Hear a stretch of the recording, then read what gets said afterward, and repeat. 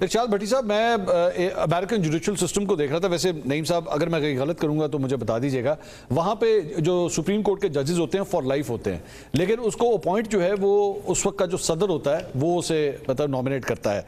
अब अक्सर औकात यही होता है कि अगर रिपब्लिकन प्रेसिडेंट है तो वो रिपब्लिकन जज को ही लेकर आता है जिसके ख्यालात राइट विंगर्स हों, रिपब्लिकन्स के करीब मिलते हों। अगर डेमोक्रेटिक प्रेसिडेंट होगा तो डेमोक्रेटिक जज को ही वो फिल इन करने के लिए जो है वो लेकर आता है। ये एक रूटीन की बात है। तो यहाँ पे जजेस की कुर्सी के ऊपर तो कोई भी आ जाए, चाहे पीटीआई की कल को गवर्नमेंट हो, नून लीग की आज है, वो कोई भी जज को नॉमिनेट करेंगे तो इतराज ही होगा भाईजान अपना बंदा लेकर आए।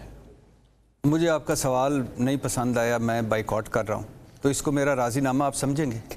बताएं, मैं उठ के जा रहा हूँ, बताएं। नहीं, आप जवाब दें। नहीं, मुझे बताएं, आपकी राय चाहिए। ये कौन सी मंतक है मुझे कौसर भाई? ये कौसर साहब ने दी है कि मैं जवाब आपको बारी में दूंगा। नहीं, मैं अभी उठ के चला जाता हूँ। नहीं, आप जिल्ला बैठ जाएं सर। नहीं, फिर आप ये ना कहें कि राजीनामा, मैं कोई और अल्फाज बदल। चलो ठीक। अच्छा, पहली बात तो ये भाईजान के आप मेरे भाई हैं और ज़ाहिर है मुझसे ज़्यादा पढ़े लिखे हैं, ज़्यादा तजर्बेकार हैं। आपको तो मैं ये कभी नहीं कहूँगा कि अमेरिका की मिसालें ना दें या यूरोप की मिसालें ना दें या बरतानिया की मिसालें ना दें। वहाँ जजेस, अदलिया, रिपब्लिकन जो बैठे होते हैं, जो कांग्रेस में हेयरिंग होती है, जो उनका पीछे स्क्रूटनी होती है, जो उनका पीछे बैकग्राउंड होता है, जो एक एक चीज़ देखी जाती है और जज पे जब कोई इल्ज़ाम आता है तो वो किधर चला जाता है। ठीक। और उनके आइन का स्ट्रक्चर भी देख लें। हमारा आइन तो 3 चीज़ों पर खड़ा था ना, एक एग्जेक्टिव, पार्लियामेंट, आज़ाद अदलिया। साफत हमने चौथा सतून कह दिया था, वो तो खैर पीका आ गया, अब वो तो नहीं है। तो 26वीं आईनी तरमीम ने आइन की रूह को या आइन को जाके डायरेक्ट जद पहुंचाई। अच्छा। और अब 2 पे खड़ा है हमारा जो स्ट्रक्चर है सारा, पार्लियामेंट और एग्जेक्टिव, मतलब हुकूमत। तो अब ये जो मजीद अदलिया को मुतनाज़ बनाया जा रहा है, मजीद इस जजों की तकसीम को बढ़ाया जा रहा है, क्या जल्दी थी? क्या आसमान गिर रहा था?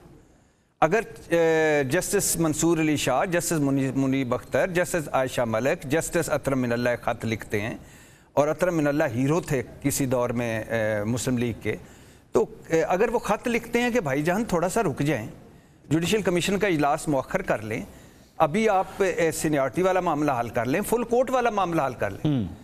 पहली बात तो ये है कि आप मुझे बताएं कि 26वीं आईनी तरमीम आ गई, 26वीं आईनी तरमीम के खिलाफ दरखास्तें आ गई, तो मंतक क्या आपको कहती है कि सबसे पहले इन दरखास्तों को सुन लें। ठीक।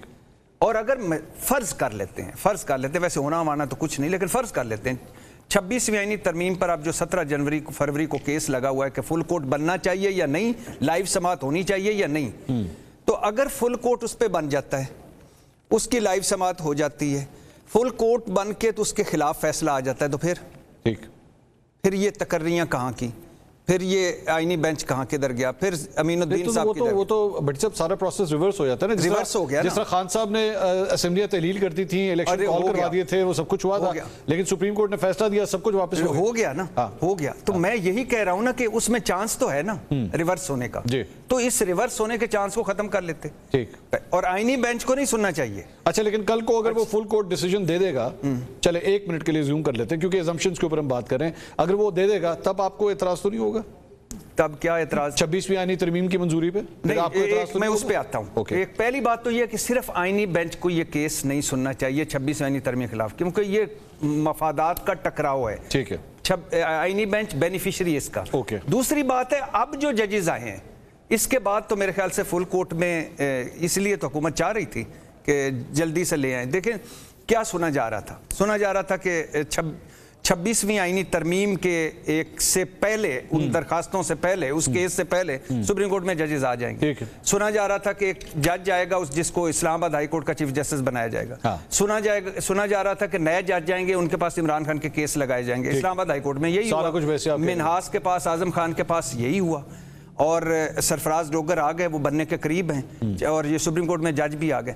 क्या फ़र्क पड़ता था अगर इस्लामाबाद हाई कोर्ट के 5 जजों के जो खत थे, 2 खत उन्होंने लिखे हैं, एक आमिर फारूक को, एक ऊपर, और 2 हाई कोर्ट के चीफ जस्टिस को, क्या फ़र्क पड़ता था? उन खतों पे पहले बुला लेते या अफरीदी साहब उन जजों को, भाई बैठो, क्या बात है। वो क्या कह रहे थे? वो कह रहे थे कि जब आप किसी और हाई कोर्ट से जज लाएंगे और उसको लाहौर से सरफराज डोगर को लाएंगे और उसे आकर इस्लामाबाद हाई कोर्ट का चीफ जस्टिस बनाएंगे तो ये आइन से फराड होगा। वो कह रहे थे कि जो इधर आता है जज आएगा इस तो इधर नया हलफ लेगा और फिर उसके पीछे जाएगा, वो सीनियर नहीं रहेगा। ठीक। तो क्या फर्क पड़ता है जब आप इख्तलाफ को नहीं सुनते। ठीक है। आप और ये आपने लफ्ज इस्तेमाल किया नाराज होकर उठ गए, नाराज नहीं, ये तारीख लिखी।